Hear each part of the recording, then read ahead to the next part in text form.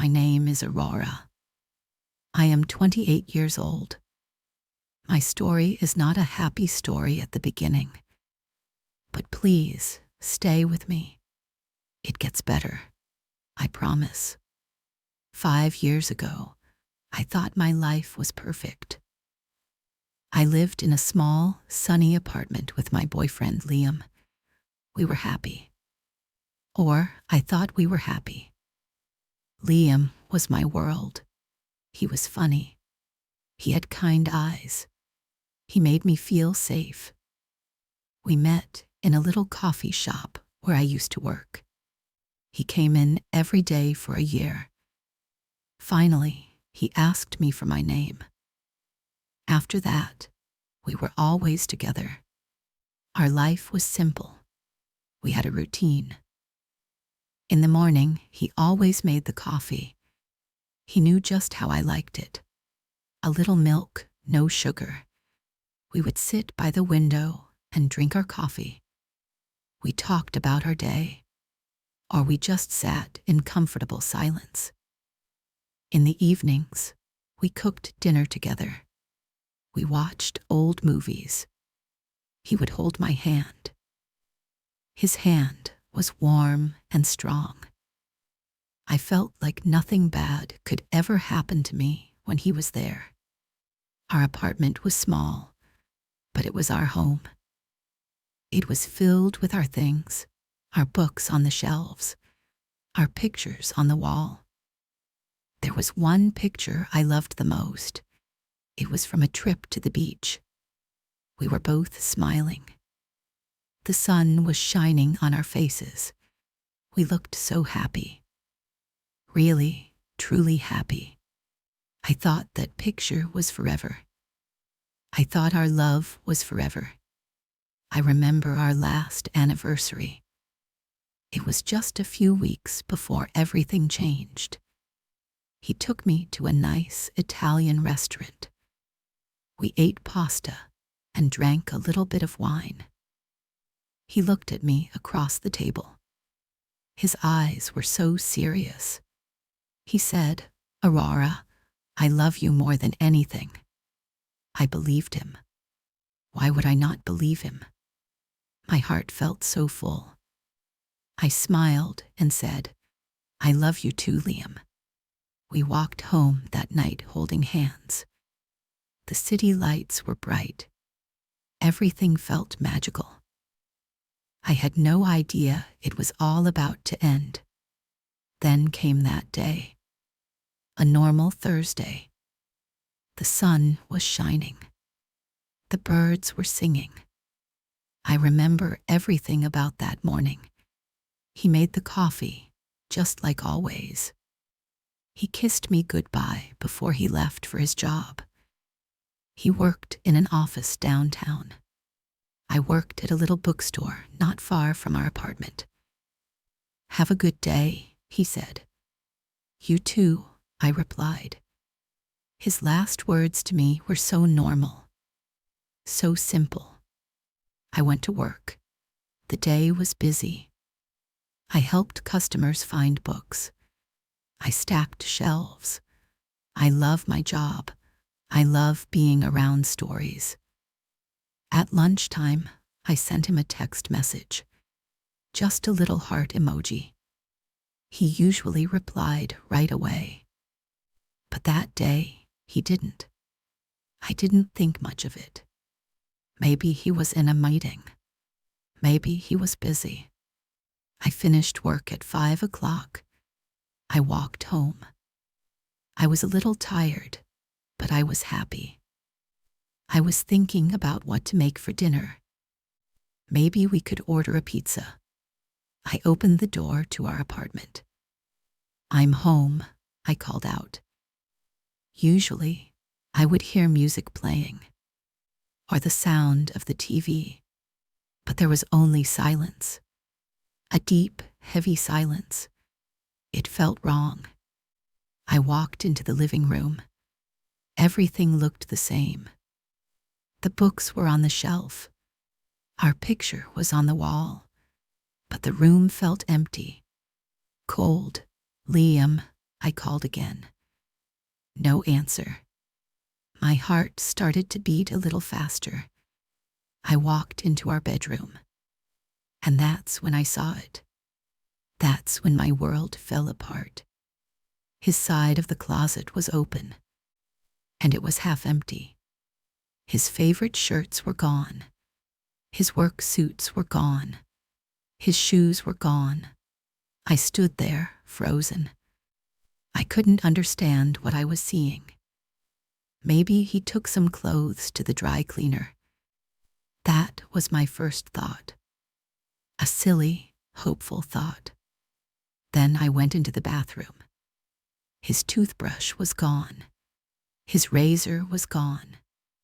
His bottle of shampoo was gone. My heart started beating so fast I felt sick. This was not a trip to the dry cleaner. This was something else, something terrible. I ran back to the bedroom.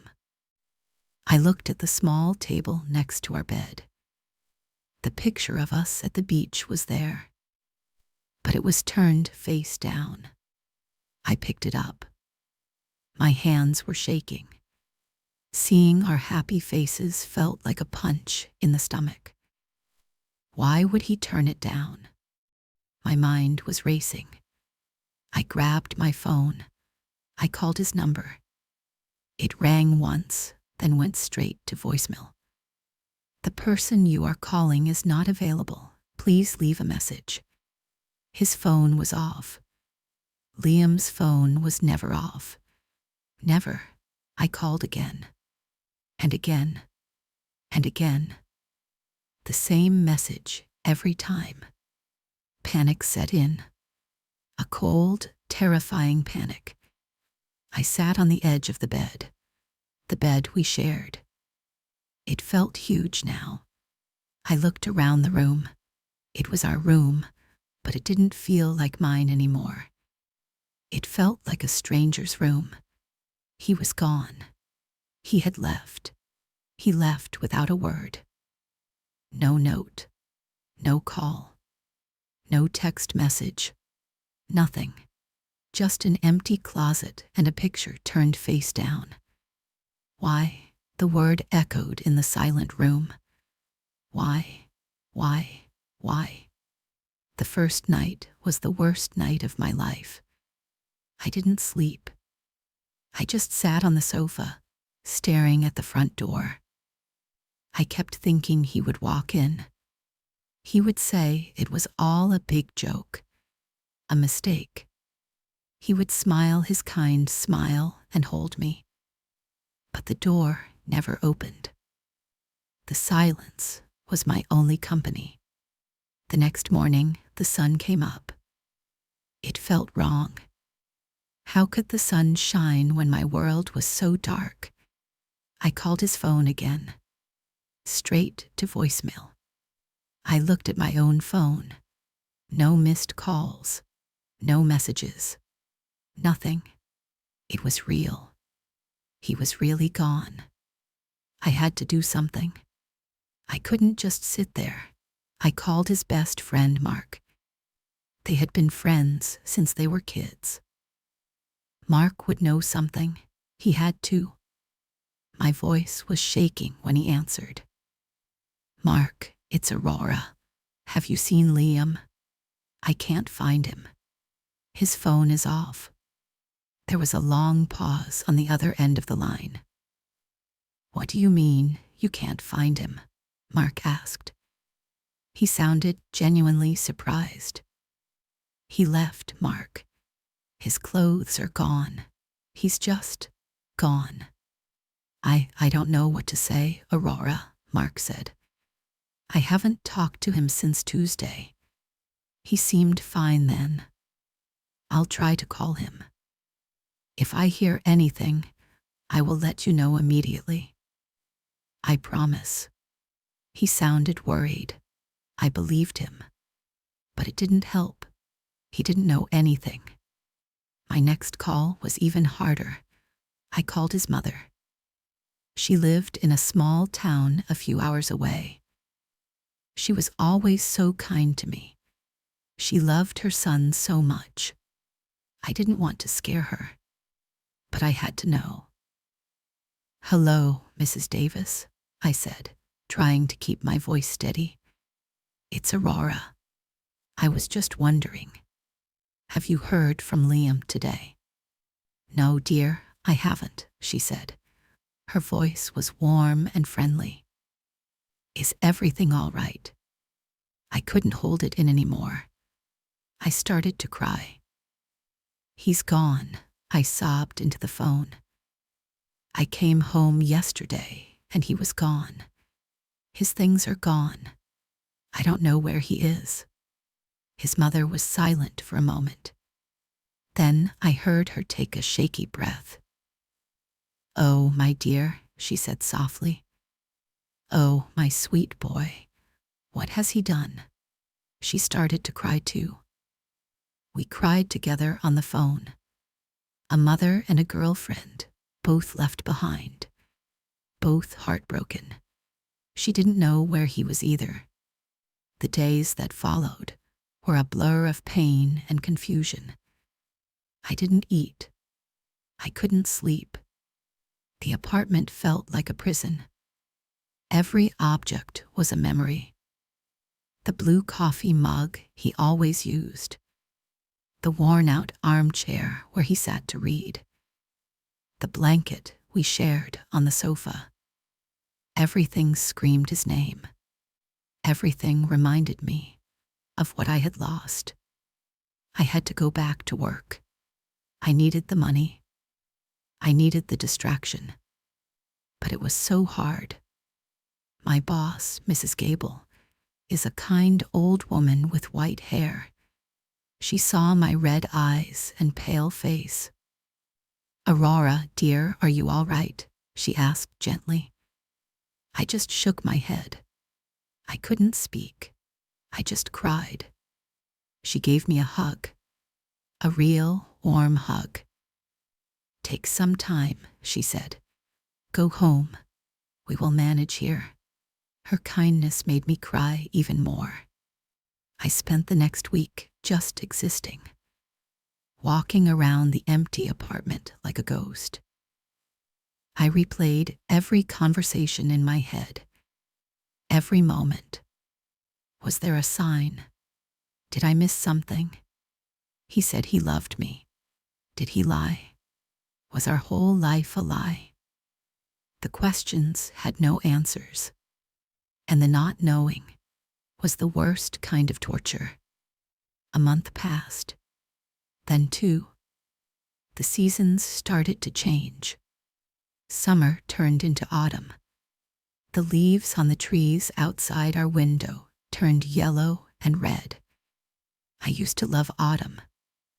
Liam and I would take long walks in the park. Now, I just watched the leaves fall from the window. Alone. I realized I couldn't live like this, waiting for someone who was never coming back. The hope was fading, and in its place, a small, hard feeling started to grow. Anger. He didn't just leave me. He ran away. He was a coward. He didn't have the courage to look me in the eye and tell me it was over. He just disappeared. He left me to pick up the pieces of the life he destroyed. The anger gave me a strange kind of energy. I decided I needed to find answers. Not for him, for me. I needed to understand. I started to look through our old papers, bank statements, bills, anything that might give me a clue. And then I found it. A bank statement from the month before he left. I saw a large withdrawal, a very large amount of money, almost all of our shared savings. It was withdrawn in cash. A week before he disappeared, he had planned this. This wasn't a sudden decision. He planned to leave. He planned to take the money. While he was telling me he loved me, he was planning his escape. That discovery changed everything. The sadness was still there, but the anger was stronger now. It burned away the image of the kind, loving man I thought I knew. Who was he? The man I loved for 5 years? Or this stranger who stole our future and ran away? I stopped crying every day. I started to get my life back, piece by piece. It was hard, so hard. The first step was to change the apartment. I couldn't live in his ghost house anymore. One weekend, I moved all the furniture. I put the sofa against a different wall. I bought new, bright curtains. I took down all our pictures, including the one from the beach. I put them in a box. I put the box at the back of my closet, out of sight. It hurt.